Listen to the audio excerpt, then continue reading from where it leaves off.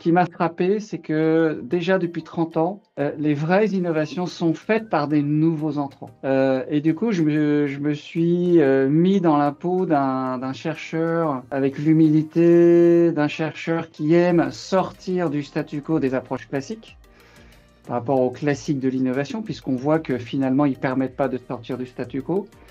Donc à la fois m'ouvrir aux limites de ces classiques, mais en même temps, je me suis intéressé à plein d'études en lien avec sortir du statu quo pour voir justement quelles sont les réponses qui permettent avant toute chose de sortir du statu quo. Et ça, si vous voulez, c'est en amont. On fait venir l'innovation à nous. Au lieu de vouloir innover, on la fait venir à nous.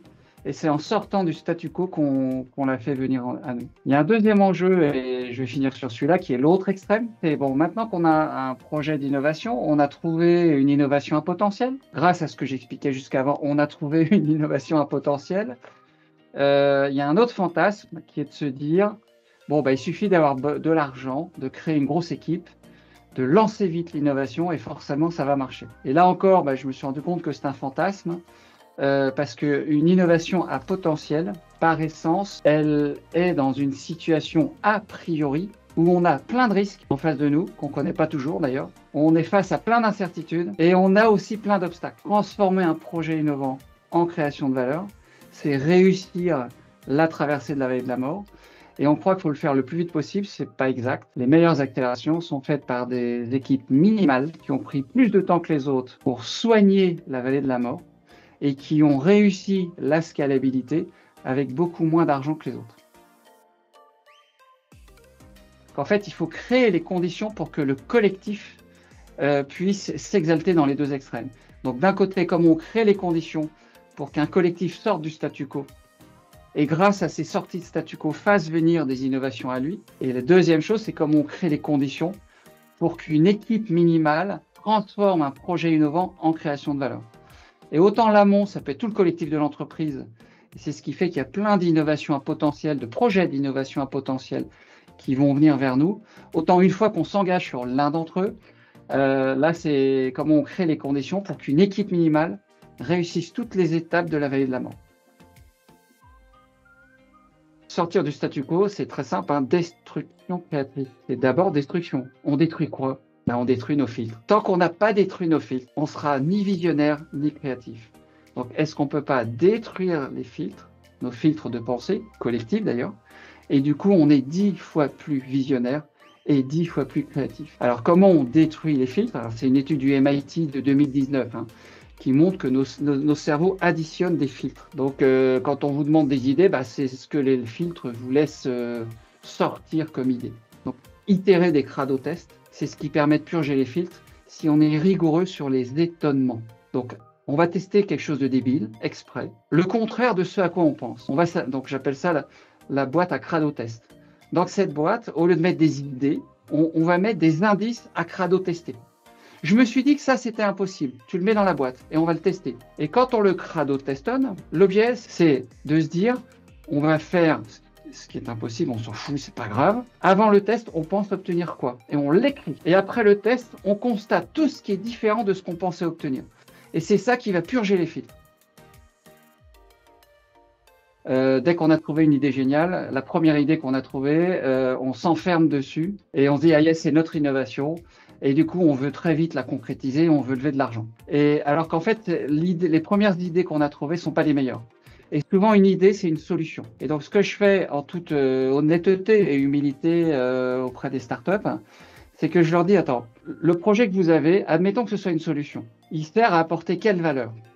Et donc, on remonte à, mais au fond, on apporte quelle valeur à travers cette solution?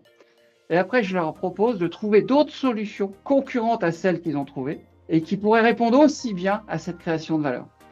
Et le principe n'est pas de dire qu'il faut trouver des solutions meilleures. Non, on essaye de décliner des solutions franchement différentes. On va toutes les crado-tester. Je vais même dire crado-testonnement. C'est à la fois un crado-test, ça coûte 1000 fois moins cher qu'un POC, donc on en fait 1000 fois plus. Et crado-testonnement, ça sert à s'étonner de chacune de ces solutions. Ne sert pas à montrer qu'il y en a une qui est bonne, non.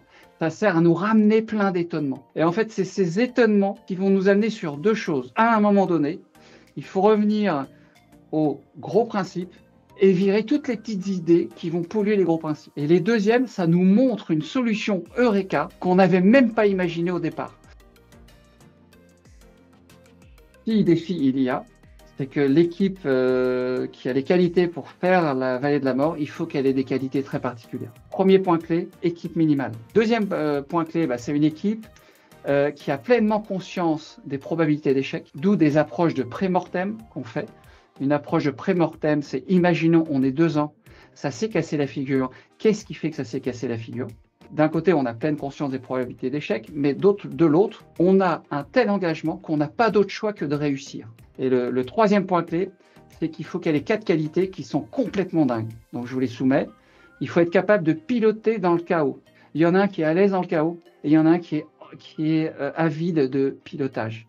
Et ils travaillent ensemble. Deuxième chose, confortable dans l'incertain. Troisième qualité, continue à penser en divergence et agir en convergence, c'est presque un oxymore. D'où l'intérêt qu'on ait les deux profils. Et le dernier point clé de cette équipe, il faut qu'elle sache communiquer de manière influente. L'enjeu et le défi d'une entreprise, leadership de l'innovation, c'est de créer les conditions qui fait qu'on a 2 personnes qui vont se battre contre nous, contre les obstacles, malgré les probabilités d'échec, pour que ça marche.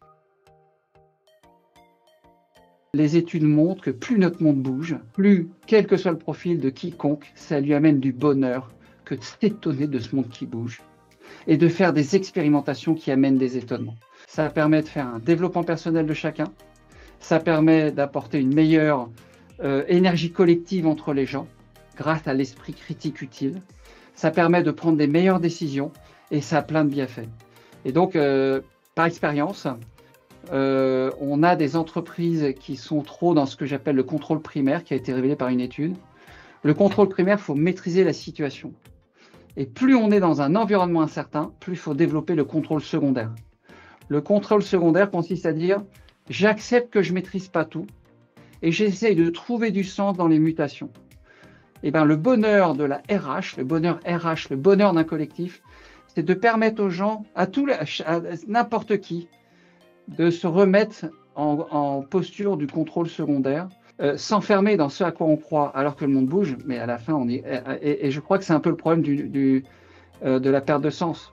La perte de sens, c'est quoi? C'est que si votre monde bouge et qu'en fait, on persiste à faire ce qu'on faisait hier alors que le monde bouge, ça n'a pas de sens.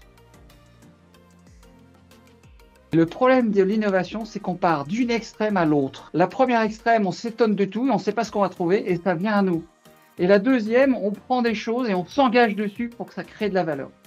Alors, sur la première, en amont, un indicateur clé, c'est le nombre d'étonnements qu'on a obtenus. Combien d'étonnements? Donc, je vous répète, c'est le biblage des étonnements, que ce soit des expéditions d'étonnement ou des cradotestonnements. Et donc, c'est ça les indicateurs de pilotage. En quoi vous avez fait combien de cradotestonnements? En quoi vous avez fait des expéditions d'étonnement? Et en quoi vous en faites encore et encore? Sur l'aval, par exemple, moi j'ai un KPI en début de vallée de la mort, c'est montrez-moi en quoi vous apprenez très vite plein de choses. Et si dans 3 mois vous n'avez pas appris plein de choses, on arrête le projet.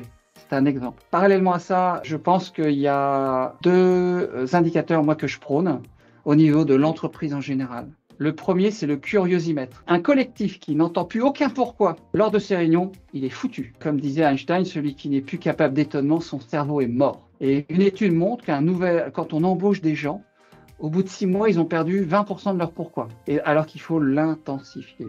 Je pense que d'ailleurs, le gros enjeu des équipes dirigeantes, c'est d'avoir de l'esprit critique utile qui pose des pourquoi que eux ne voient même plus. Voilà. Donc ça, c'est un indicateur d'entreprise pour moi qui est stratégique. Il y en a un deuxième, c'est l'élagomètre.